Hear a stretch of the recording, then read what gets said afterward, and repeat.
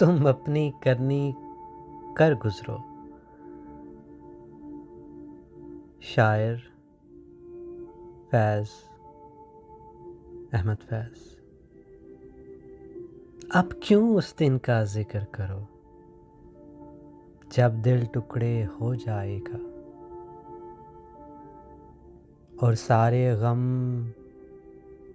مٹ جائیں گے. جو کچھ پایا کھو جائے گا، جو مل نہ سکا وہ پائیں گے.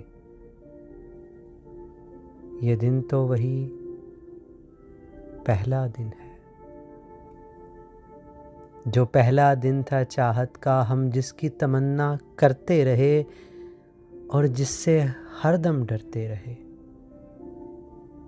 یہ دن تو کئی بار آیا، 100 بار بسے اور اجڑ گئے، 100 بار لٹے اور بھر پایا.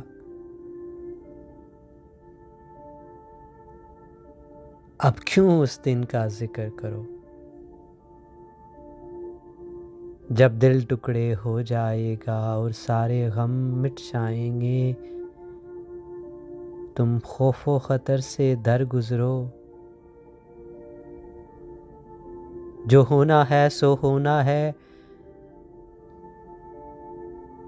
گر ہنسنا ہے تو ہنسنا ہے، گر رونا ہے تو رونا ہے.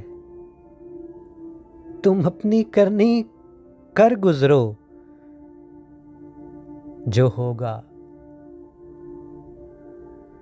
دیکھا جائے گا.